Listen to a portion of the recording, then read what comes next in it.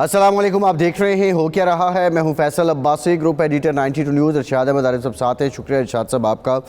پاکستان تحریک انصاف کے رہنما اور عہدیداران آج بھی اڈیالہ جیل کے باہر رہے، جن میں اسد قیصر شامل تھے، عمر ایوب تھے، جنید اکبر تھے، لیکن بانی پی ٹی آئی کے ساتھ ان کی ملاقات نہیں ہو سکی ہے۔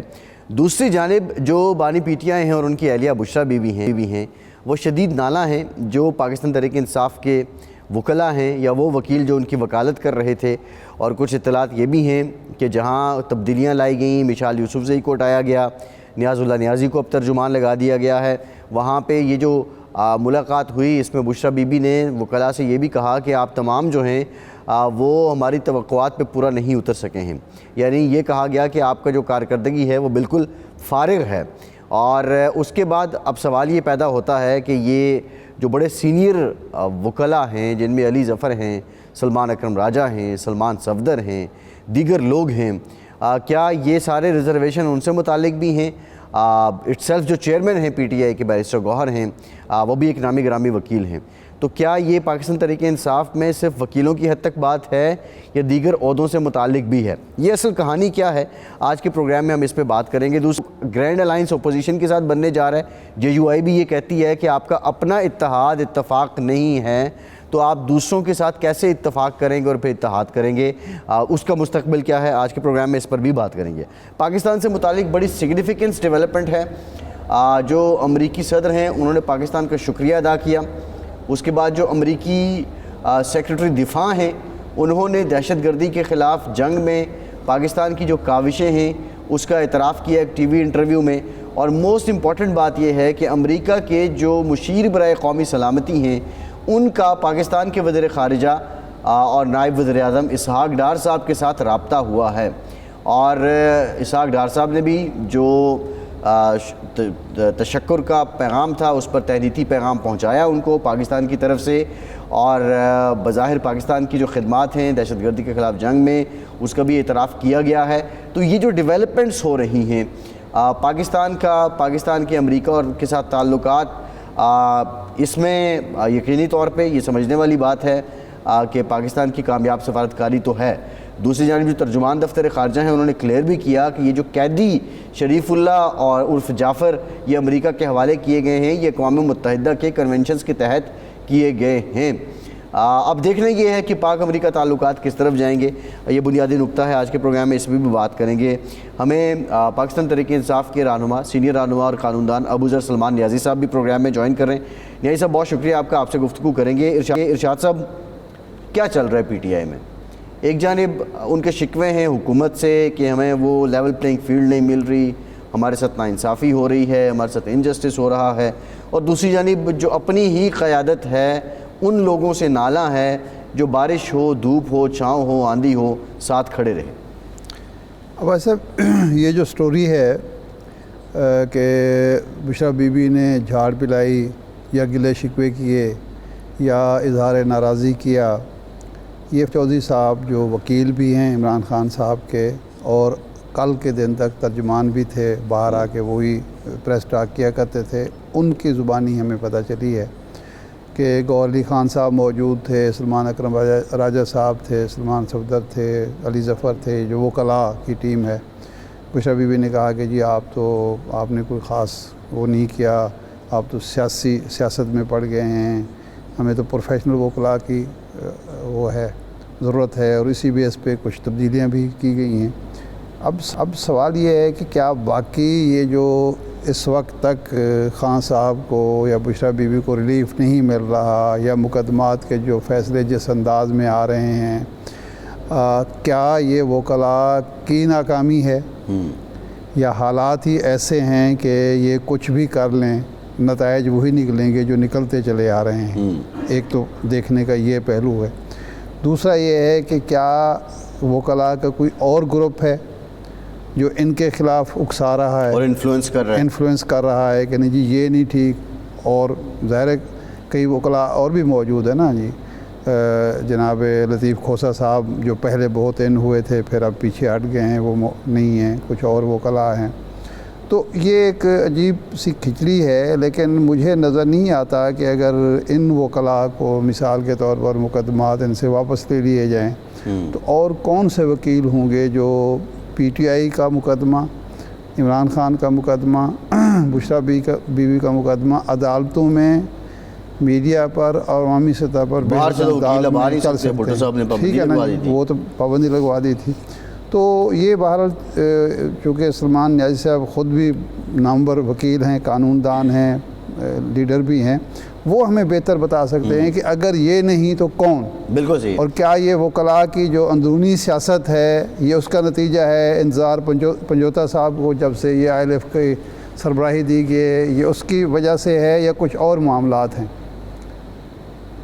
سلمان صاحب۔ جی ارشاد صاحب، فیصل صاحب، میرے خیال سے یہ اتنا بڑا ایشو نہیں ہے جس طرح پیش کیا جا رہا ہے۔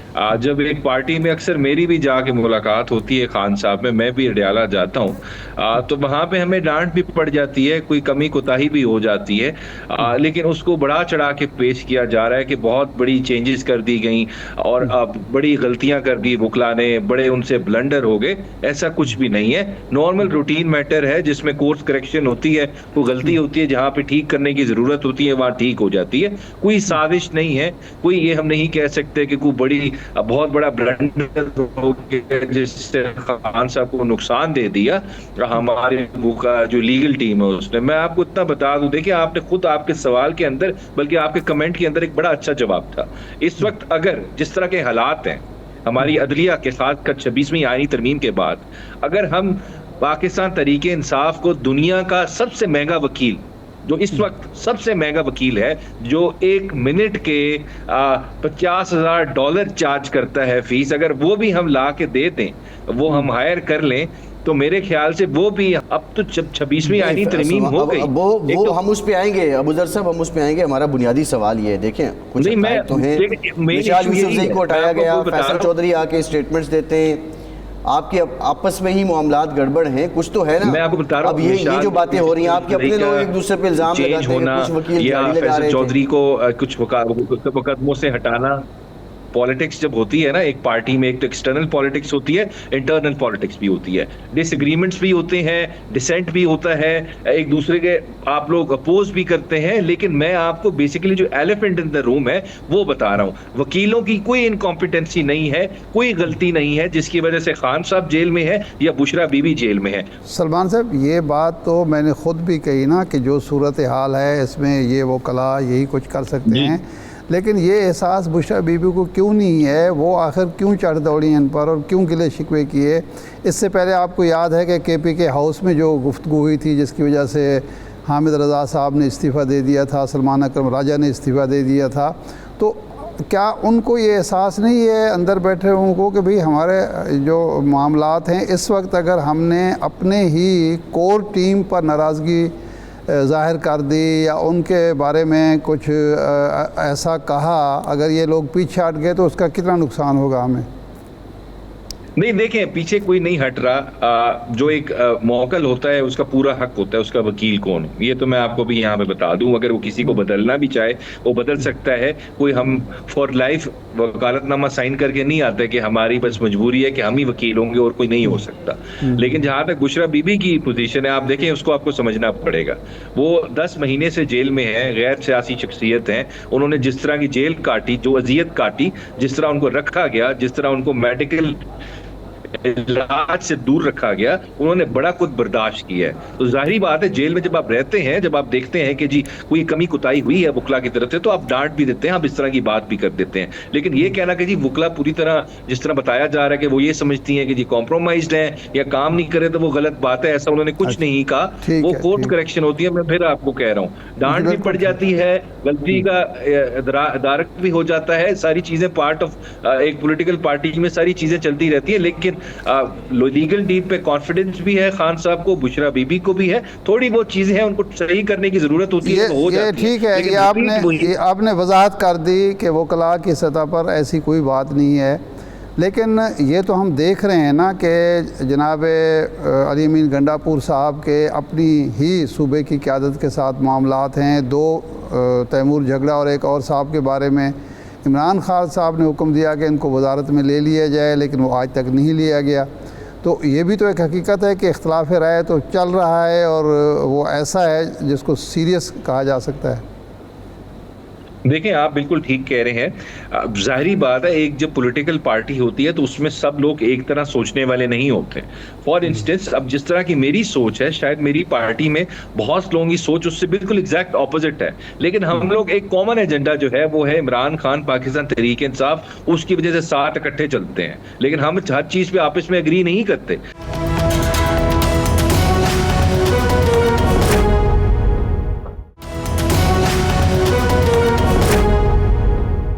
اب جس طرح علی امین صاحب ہیں، ظاہری بات ہے آپ نے دیکھا ہوگا ان سے اوپنلی ڈس ایگری بھی کرتے ہیں ہماری پارٹی کے بہت سارے لوگ، باقی بھی اس طرح کے بہت سارے لوگ ہیں ان سے اوپنلی ڈس ایگری کرتے ہیں، لیکن جہاں تک دیکھیں تیمور جھگڑا صاحب کی بات ہے یا وہ کامران بنگش صاحب کی بات ہے، وہ ابھی میٹر پینڈنگ ہے۔ بالکل خان صاحب نے کہا تھا ان کی اپوائنٹمنٹس کا، پھر وہ علی امین صاحب کی ملاقات بھی ہوئی، لیکن مسئلہ یہ ہے خان صاحب پچھلے کوئی 5 مہینے سے کوشش کر رہے ہیں کہ ان کی ملاقات ہماری پارٹی کے سیاسی لوگوں سے ہو جائے، جس میں ہر دفعہ وہ تیمور جھگڑا کا نام دیتے ہیں، وہ جیل کے باہر بھی جاتا ہے، وہ 4 گھنٹے انتظار بھی کرتا ہے، لیکن اس کو جیل کے اندر نہیں جانے دیا جاتا۔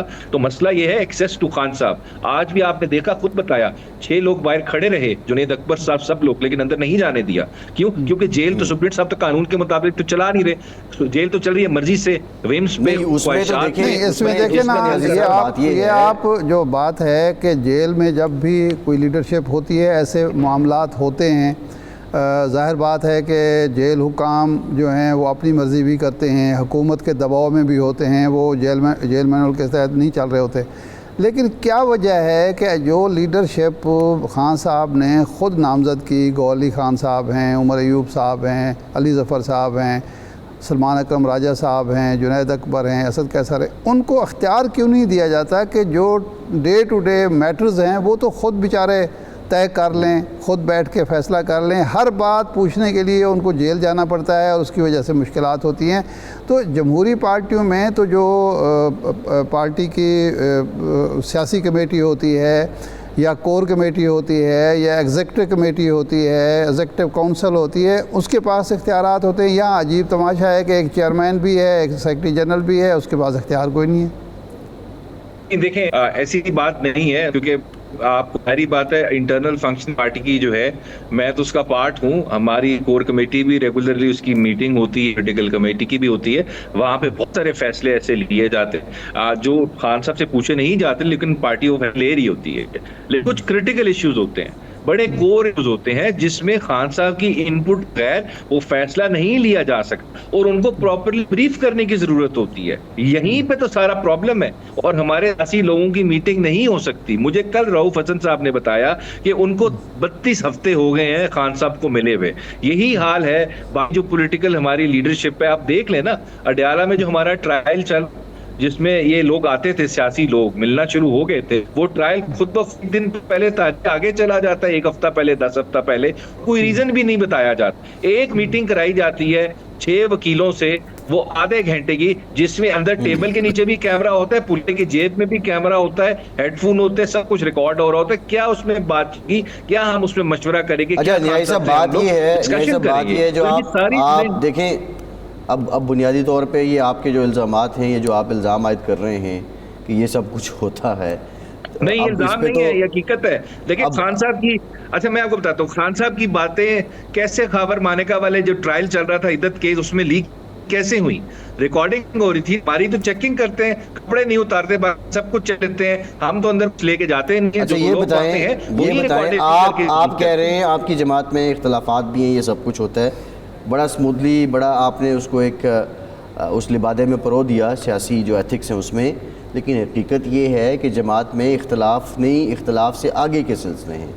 آپ کے ثوابی جلسہ ہوتا ہے، اس کے بعد جنید اکبر جو ہیں وہ ان کی ایک آڈیو سامنے آتی ہے جس میں وہ کہتے ہیں کہ لوگ مجھے ماموں بناتے ہیں اپنی جماعت کے۔ اختلاف کے بعد ہم نے دیکھا شیر افضل مروت کو آپ نے پارٹی سے نکال دیا۔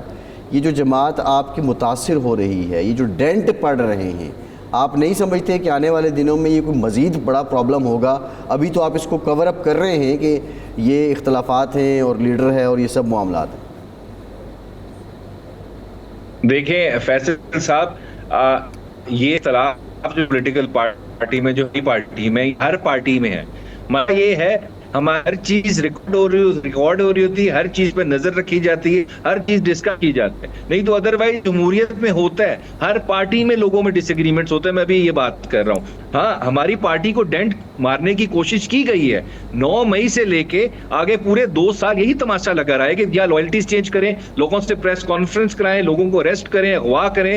ابھی دیکھیں آج کیا ہوا. اون بپی صاحب ہمارے ساؤتھ کے پریزیڈنٹ ہیں، پی ٹی آئی کے سینیٹر ہیں، ان پہ ایف آئی آر، ان کو تو پہلے صبح پتا چلا جی اغوا کر لیا گیا، ان کے گھر کا فرنیچر، ٹیبل لیمپس، ہر چیز توڑ دی گئی.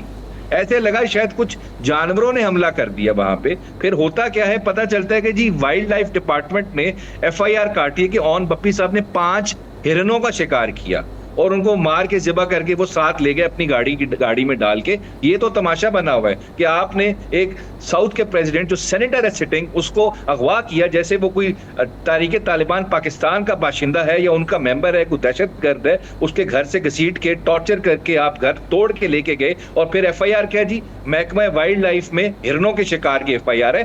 یہ تو تماشا چل رہا ہے پی ٹی آئی کے ساتھ. یہ نہیں برداشت کرتی ہے پی ٹی آئی. سلمان صاحب یہ بتائیں، ویسے بتائیں انہوں نے ٹوٹے گی، ویسے یہ بتائیں کہ انہوں نے شکار کیا ہے ایلیگلی بغیر پرمٹ کے؟ نہیں، کچھ ایسا نہیں ہے. اچھا، جھوٹی ایف آئی آر ہے، بالکل میڈ اپ کوکڈ اپ سٹوری ہے.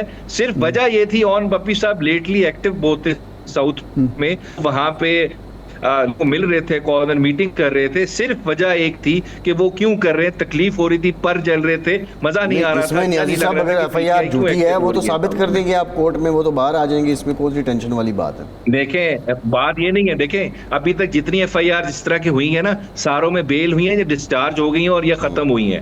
لیکن مقصد یہ نہیں ہوتا جب آپ کسی پہ ایف آئی آر کرتے ہیں جھوٹی بھی نا، تو اس کا ازالہ میرا کیا ہوا ہے. ابھی تک جتنے لوگوں پہ ہوئی ڈسچارج ہوئی، کسی کو کسی نے پکڑا، کسی نے کچھ کہا کہ تم نے جھوٹی ایف آئی آر کی؟ کیونکہ قانون تو ہے نہیں ملک میں. یہ قانون بدلنا چاہیے تھا، اس کے لیے قانون سازی کی ضرورت ہے. ایگریڈ، اس کے لیے قانون سازی ہونی چاہیے. ان کے گھر میں گھسے، ان کا فرنیچر توڑا، ان کی توہین کی، ان کی پرائیویسی انفرنج کی، ڈگنیٹی خراب کی، اور اس میں اس کا کل کو یہ ابھی بیل ہو جائے گی، ڈسچارج ہو گیا، تو ذمہ دار کون ہوگا؟ حکومت ہی ہے، اسٹیٹ ہی ہے، اور وہ لوگ جو اس میں شامل ہیں. لیکن اگر آپ یہ کریں گے سٹنگ سینیٹر، یہ مذاق نہیں ہے، پوری دنیا میں کہیں نہیں ہوتا. سٹنگ سینیٹر کے ساتھ اس طرح کی ٹریٹمنٹ دی جا رہی ہے اس کو. یہ پی ٹی آئی کو توڑنے کی کوشش ہی ہے جو 2 سال سے چل رہی ہے. پارٹی کھڑی ہے، ابھی تک کھڑی ہے، سروائیو کر رہی ہے. خان صاحب بہت پاپولر ہو گئے. جی نیازی صاحب بہت شکریہ وقت کا آپ ہمارے ساتھ موجود تھے. ہمیں جوائن کیا ہے پاکستان کے مایانات سفارتکار اشرف جہانگیر قاضی صاحب نے. قاضی صاحب بہت شکریہ آپ کے وقت کا. قاضی صاحب، ٹرمپ کا پاکستان کا کانگریس کو ایڈریس کرتے ہوئے شکریہ ادا کرنا، سیکرٹری دفاع کا بھی ٹی وی انٹرویو میں پاکستان کی دہشت گردی کے خلاف خدمات کا اعتراف، اور ان کے جو مشیر ہیں قومی سلامتی کے، ان کا نائب وزیر اعظم اور وزیر خارجہ اسحاق ڈار سے رابطہ. یہ پاک امریکہ جو تعلقات ہیں وہ کس ڈگر جا رہے ہیں، اور کیا یہ غیر معمولی آپ سمجھتے ہیں کہ اوور ویلمنگ رسپانس آ رہا ہے امریکہ کی طرف سے؟ جی، سب سے پہلے آپ کے ناظرین اور سامعین کو رمضان کریم کہنا چاہوں گا، اور آپ سب کو. اور یہ جو ٹرمپ نے فرمایا اور پاکستان کا شکریہ ادا کیا، تو میں سمجھتا ہوں کہ یہ ایک اس کو خوش آئند بات ہم کہہ سکتے ہیں. لیکن انہوں نے اپنے تقریر کا یہ ایک ہی جملہ تھا جس میں انہوں نے پاکستان کا ذکر کیا، اور وہ مثبت ذکر تھا، اس میں کوئی شک نہیں.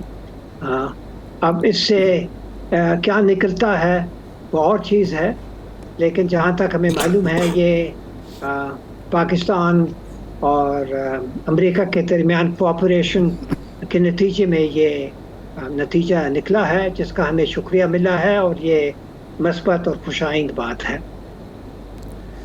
اچھا قاضی صاحب، یہ پہلے بھی ہم اس طرح کی مبارکبادیں شکریہ وصول کرتے رہے ہیں، لیکن پھر ہوتا یہ ہے، امریکہ کا ایک جو ماضی ہے وہ یہ ہے کہ وہ جو ہی اس کا مقصد نکلتا ہے، اپنا مفاد اس کا پورا ہو جاتا ہے، تو پھر وہ آنکھیں ماتھے پر رکھ لیتا ہے، طوطا چشمی پر اتر آتا ہے. لیکن ٹرمپ کے بارے میں اس کی شہرت یہ ہے کہ نہیں وہ نبھانے والا ہے، تو کیا ہم یہ سمجھیں کہ اب ہمارا نان نیٹو الائی کا جو سٹیٹس ہے وہ بحال ہو سکتا ہے؟ اور یہ جو کہا جا رہا تھا کہ پاکستان اب امریکہ کے ریڈار پہ نہیں ہے، ہم دوبارہ ریڈار پہ آ گئے ہیں؟ یہ میں سمجھتا ہوں کہ ہم ضرورت سے زیادہ اخذ کرنے کی کوشش کر رہے ہیں. یہ ایک انہوں نے شکریہ ہمیں کہا ہے اور یہ اچھی بات ہے، اس میں کوئی شک نہیں ہے جس طرح میں نے عرض کیا ہے.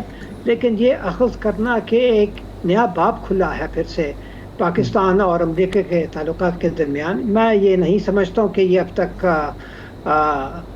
ہو سکتا ہے آگے جا کے ہمارے تعلقات امریکہ کے ساتھ اور بھی بہتر ہوں. لیکن یہ ایک جملے سے ہم یہ اخذ نہیں کر سکتے. ابھی آپ کو سب کو علم ہے کہ امریکہ کے رشتے جو ہیں روز بروز وہ ہندوستان کے ساتھ بہتر ہوتا جا رہا ہے اور اسٹریٹجک ریلیشنز ہیں، اور پاکستان کے ساتھ کوئی خاص تعلقات نہیں ہیں.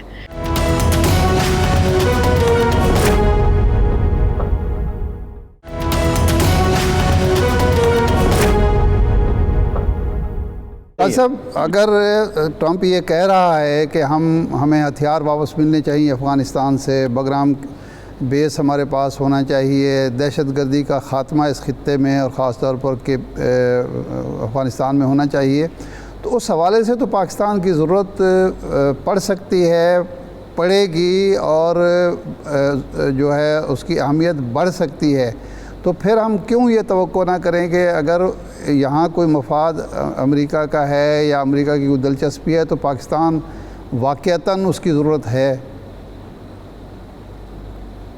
پاکستان کی کیسے ضرورت ہوگی؟ کیا وہ چاہتے ہیں کہ پاکستان حملہ کرے افغانستان پہ؟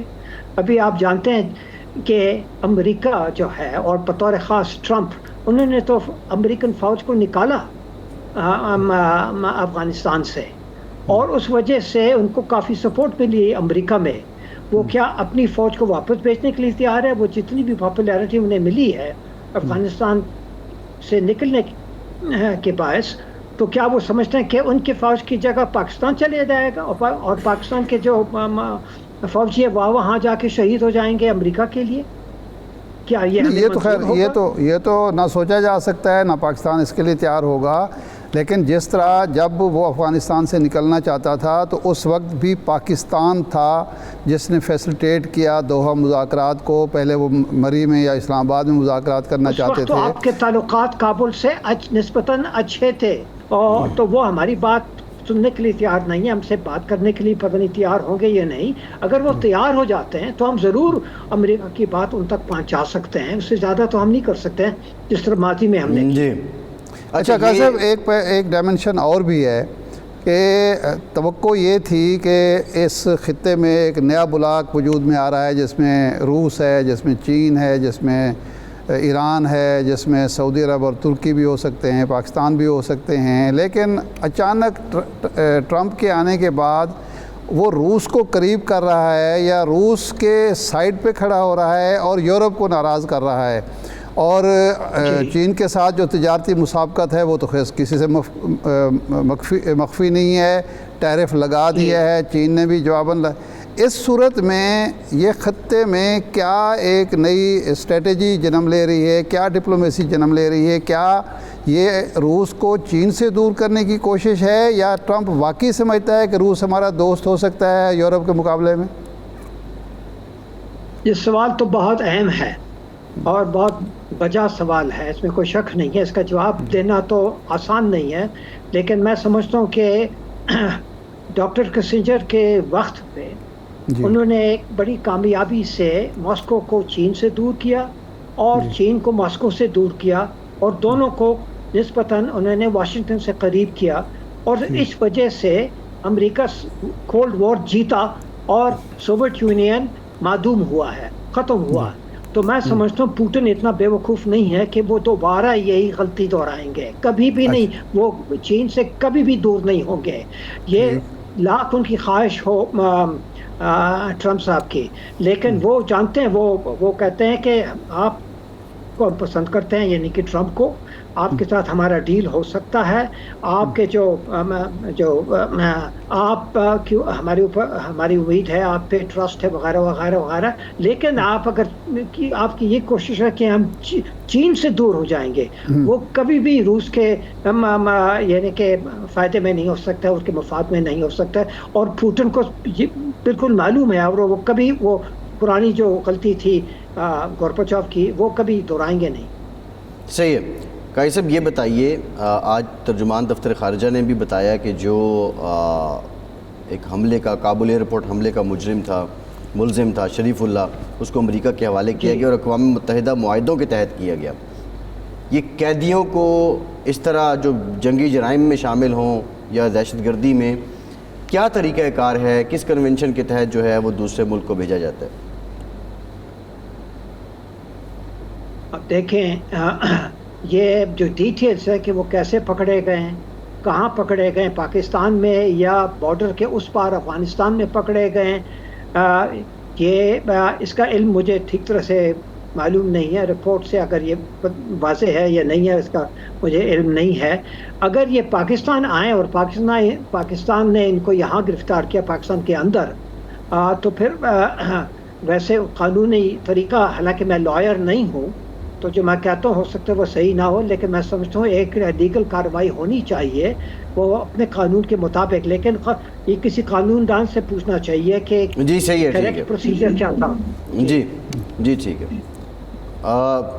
یہ بتائیے کہ اب جو آپ نے کابل کا ذکر کر دیا ہے، حالیہ جو پاکستان میں دہشت گردی کی لہر ہے اور پاکستان کی طرف سے بارہا یہ کہا جاتا ہے کہ کابل جو ٹی ٹی پی کے لوگ بیٹھے ہیں افغانستان میں ان کے خلاف کارروائی نہیں کرتا، کیا مجبوری ہے کابل کی کہ وہ داعش کو، ٹی ٹی پی کو، یا اٹسل داعش ان کے لیے اپنے لیے بھی خطرہ ہے، اس طرح کے جو گروپس ہیں ان کے خلاف وہ کارروائی نہیں کرتا؟ اب دیکھیں یہ جو پکڑا گیا ثناء اللہ، تو رپورٹس کے مطابق ان کا تعلق تو وہ آئی ایس کے وہ اسلامک اسٹیٹ خراسان سے تھا، ٹی ٹی پی سے شاید نہیں تھا۔ تو جس طرح آپ نے صحیح فرمایا وہ تو کابل کے لیے بھی ایک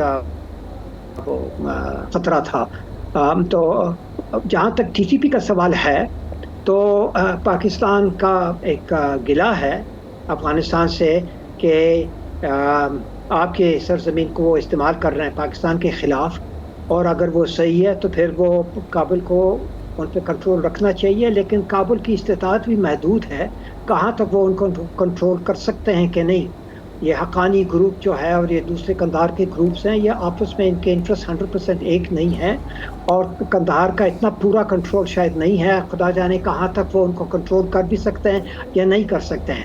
دوسری بات یہ ہے یہ ٹی ٹی پی جو ہے یہ بھی طالبان ہے، اور جس طرح وہ ملا عمر افغانستان کے طالب جو ہیں طالبان ان کا وہ سربراہ تھا، اسی طرح ٹی ٹی پی بھی وہ ملا عمر کو اپنے لیڈر سمجھتے تھے۔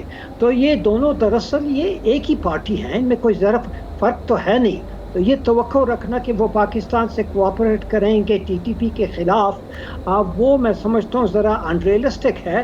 لیکن ہمارا یہ مطالبہ کہ آپ اپنے سرزمین کو ہمارے خلاف نہ استعمال ہونے دیں، وہ بالکل بجا طور ہم ڈیمانڈ کر سکتے ہیں، بالکل بجا طور پہ، لیکن کہاں تک ان کی استطاعت ہے یہ نہیں ہے، یہ ہمیں دیکھنا ہوگا کہ ریئلسٹکلی وہ کیا کر سکتے ہیں کیا نہیں کر سکتے ہیں۔ اور ساتھ ساتھ ہمیں یہ بھی استطاعت سے کیا مراد قاضی صاحب؟ کیا آپ سمجھتے ہیں کہ نہیں، اگر آپ ان کے سرزمین پہ اٹیک کریں گے تو وہ تو اس کو حملہ سمجھیں گے، اس کا جوابی کارروائی کرنے کی کوشش کریں گے۔ میرا سوال یہ ہے اور چیز جی، کیا یہ جو امارت اسلامی ہے افغانستان یا طالبان ہیں، افغان طالبان کابل میں جو بیٹھے ہیں، جی، ان کی رٹ ہی نہیں ہے اپنے پورے ایریا پہ؟ ان کو مسائل ہیں شاید نہیں، اس وجہ سے ان کی استطاعت شاید نہیں ہے، اسی وجہ سے شاید نہیں ہے۔ تو ہمیں یہ دیکھنا ہوگا، اگر نہیں ہے تو کم از کم ہمارے یعنی کہ تعلقات ایسے ہونے چاہیے کابل کے ساتھ کہ جب ہم ان سے بات تو کر سکیں کہ بھئی آپ کو، یا اگر پاکستان کو کوئی کارروائی کرنے کی ضرورت پڑے کم از کم کابل کے ساتھ مشورہ کر کے ہو جائے، یہ نہ ہو کہ اچھا قاضی صاحب ایک سوال ذرا مختصر جواب یہ فرمائیں کہ یہ جو کچھ ہو رہا ہے اس وقت، شکایات ایران کو بھی ہیں، روس کو بھی ہیں اور ہمسایوں کو بھی ہیں، یہ جو تحریک طالبان افغانستان ہے یہ اپنے لیے مسائل بڑھا رہی ہے کہ جب وہ ہمسائے اس کے خوش نہیں ہوں گے، وہاں اس کی ریٹ پورے طور پر نہیں ہوگی، یورپ اور امریکہ الزام لگائے گا اور وہ ثابت ہوگا کہ وہ ایک وہاں سینچریز پیدا ہو رہی ہیں دہشت گردوں کی، تو کیا وہ اپنی منزل خود کھوٹی نہیں کر رہے؟ یہ عین ممکن ہے کہ اگر کہ اتنی دور اندیشی سے وہ کام نہیں کر رہے ہیں، یا اتنے وہ مجذوب ہو گئے ہیں، اتنے وہ ایکسٹریمسٹ ہو گئے ہیں، انتہا پسند ہو گئے ہیں کہ وہ یہ سوچتے نہیں ہیں. یہ ان کا طور طریقے سوچنے کا وہ اور ہے کہ وہ یہ سمجھتے ہیں کہ وہ ثواب کا کام کر رہے ہیں، اللہ ان کی طرف ہے تو کامیابی ان کے قسمت میں لکھی ہوئی ہے. ہو سکتا ہے یہ ان کی سوچ ہو، ان کا عقیدہ ہو، تو یہ تو میں نہیں کہہ سکتا، لیکن میں یہ ضرور کہہ سکتا ہوں کیونکہ پاکستان ہمسایہ ملک ہے، بڑا ملک ہے، اور اگر ہمارے تعلقات کابل سے کچھ بہتر ہوں تو ہم ان سے بات کر سکیں گے. اگر ہم بات ہی نہیں کر رہے ہیں آج ان سے زیادہ، اور بلکہ وہاں تو کافی یعنی کہ ٹینشن ہے بارڈرز پہ، اور اٹیکس ہوئے ہیں وغیرہ وغیرہ، اور روز وہ ہم پہ الزام لگا رہے ہیں، ہم ان پہ الزام لگا رہے ہیں، تو اس کا فائدہ کس کو جا رہا ہے؟ اس کا فائدہ تو ہندوستان کو جا رہا ہے، اور کس کو جا رہا ہے؟ اور ہندوستان کے تعلقات اب وہ افغانستان سے بڑھتے جا رہے ہیں. جی ٹھیک، بہت شکریہ جہانگیر قاضی صاحب آپ کے وقت کا. ایک بریک کے بعد واپس آتے ہیں.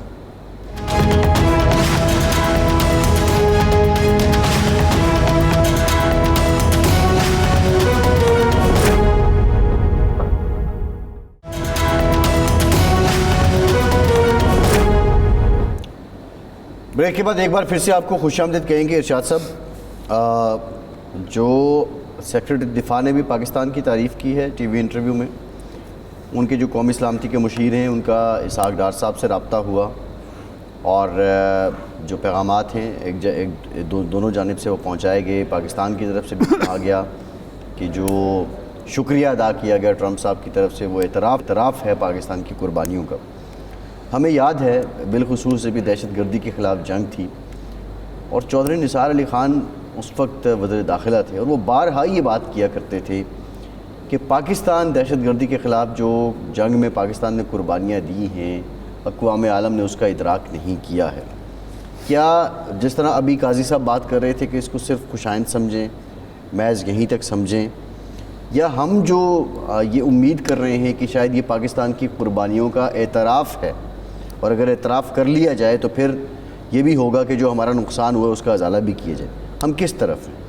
دیکھیں، ایک بات تو ہمیں سمجھ لینی چاہیے کہ 1962 سے لے کر آج کے دن تک ہم امریکہ کے اتحادی رہے. ہم اس سے پہلے تھے، لیکن 62 وہ ٹیسٹ کیس تھا جب چین اور بھارت کی جنگ ہوئی، اور امریکہ کے کہنے پر ہم نے اپنے دوست چین کا ساتھ کھڑے ہونے کی بجائے ایک غیر جانبداری دکھائی. اگر اس وقت ہم کشمیر میں مداخلت کرتے اور چین کی طرف سے ہمیں دعوت بھی ملی تھی، تو انڈیا کو ویسے شکست ہوئی دفاع پر، لیکن اس سے بڑی شکست ہونی تھی. لیکن ہم نے امریکہ بہادر کے کہنے پر وہ کچھ نہیں کیا جو کرنا چاہیے تھا، ہمارے مفاد میں تھا، کشمیری عوام کے مفاد میں تھا، اور چین جس کی خواہش کرتا تھا. اس دن سے آج کے دن تک ہمیشہ امریکہ نے طوطا چشمی دکھائی ہے. کوئی بھی 65 کی جنگ ہوئی، ہم اس کے اتحادی تھے، اس نے ہمارے پرزے بند کر دیے. بھائی بھارت کے تو ہتھیار اور پرزے تم بند کر رہے ہو کہ وہ روس کا اتحادی ہے، ہمارے کیوں بند کر رہے ہو؟ ہم تو آپ کے اتحادی ہیں. 1971 میں پیکٹ تھا روس کا بھارت کے ساتھ. روس نے کھل کر، سوویت یونین تھا اس وقت، تو سوویت یونین نے کھل کر بھارت کی مدد کی. ہم 7ویں بحری بیڑے کا انتظار کرتے رہے اور ہمارا پاکستان ٹوٹ گیا. امریکہ نے ہماری مدد نہیں کی. بعد میں نکسن نے کہا جی میں نے باقی ماندہ پاکستان کو بچا لیا، یہ احسان ہم پر جتا دیا گیا. یہ پرویز مشرف کے دور میں امریکہ کی جنگ کو اپنی جنگ بنا کر جتنا ہم نے نقصان اٹھایا ہے، 80,000 سے زیادہ تو ہمارے شہری، جس میں فوجی شریک ہیں، اعلیٰ افسر شریک ہیں، पुलिस के लोग शरीक हैं, आला किस्म के ज़हीन ईमानदार ब्यूरोक्रेट शरीक हैं, उलमा हैं, अवाम हैं, ख़वातीन हैं, बच्चे हमने शहीद करा दिए, 150 अरब डॉलर हमने अपनी जेब से खर्च कर दिया। और नतीजा क्या निकला कि जब वो अमेरिका वहाँ से निकला तो हमें कहा गया कि जी परवेज़ मुशर्रफ और पाकिस्तान तो दोगली पॉलिसी पर अमल पैरा था। यही हमें जी एग्जैक्टली। यानी ये सारे नतायज जो सामने आते हैं वो ये हैं कि हमें अब कम अज़ कम किसी अमरीकी गेम का हिस्सा तो नहीं बनना चाहिए। बाकी जो इंटरनेशनल कन्वेंशंस हैं, यूएन कन्वेंशंस हैं, उनके तहत हम पाबंद हैं।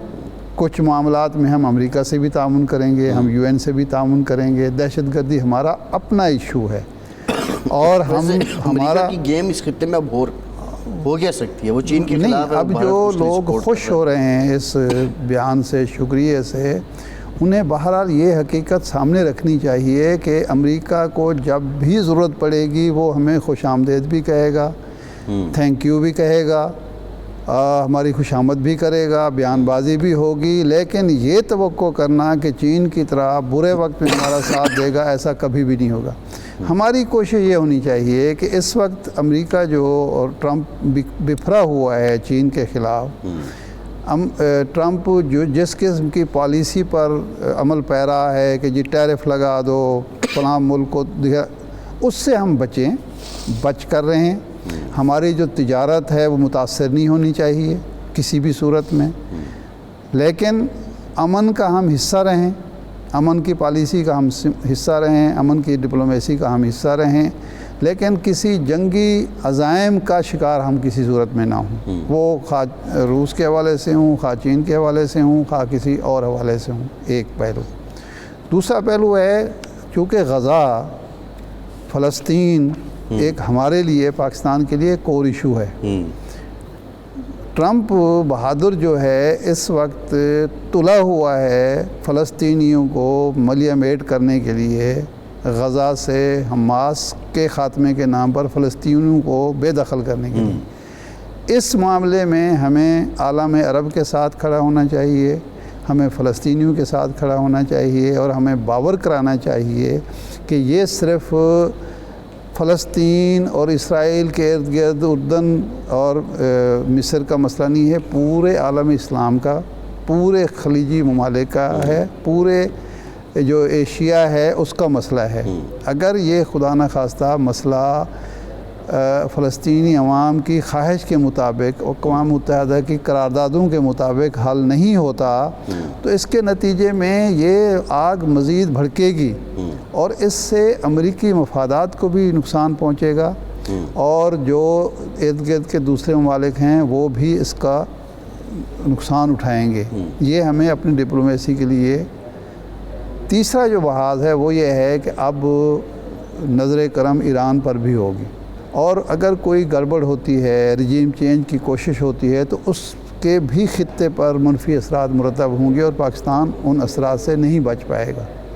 तो इस हवाले से अंदर अगर कोई रजीम चेंज, हाँ, रजीम चेंज की जो कोशिश होगी, ज़ाहिर बात है कि ऐसी रजीम लाने की कोशिश की जाएगी ना जो कि अभी जो रजीम है उसके बारे में भी ये कहा जाता है, जो भी सदर हैं, कि वो वैसे कंजर्वेटिव नहीं है जैसा रूहानी नहीं। मसला ये नहीं है, मसला ये है कि फ़लस्तीन के बारे में तो उनका नुक्ता नज़र वही है जो ईरान का नुक्ता नज़र है ना जी।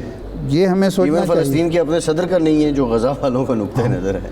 नहीं, देखे ना, उनकी तो मजबूरी है, लेकिन जो फ़लस्तीन के जो नेतन्याहू को शिकस्त हुई है वो तुला हुआ है कि अमेरिका को साथ मिला के अमेरिका की पुष्ट पनाही से उस शिकस्त को फतह में बदले।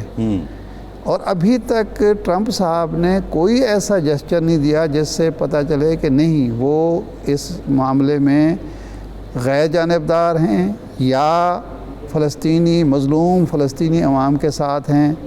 वो बज़ाहिर यूँ नज़र आ रहा है कि वो जाबिर और गासिब और जंगजू नेतन्याहू के साथ हैं। तो इसमें हमारी जो पाकिस्तान का अपना मफाद, कौमी मफाद है और उम्मा का मफाद है और ख़ित्ते का मफाद है, वो ये है कि हम मज़लूम के साथ ही खड़े हों, क्योंकि इससे हमारा कश्मीर काज भी मज़बूत होता है, اور ہمارا اپنا جو نظریاتی تشخص ہے وہ بالکل بحال صحیح۔ ہوتا ہے رہتا میرا ہے۔ سوال ارشاد صاحب یہ ہے کہ بائیڈن دور میں امریکہ جس طرح آئسولیشن تو میں نہیں کہوں گا، لیکن امریکہ نے خود کو بہت سے معاملات سے ڈسٹنس کر لیا تھا، اور پھر اس ڈسٹنس کو کور کیا ہے چائنا نے۔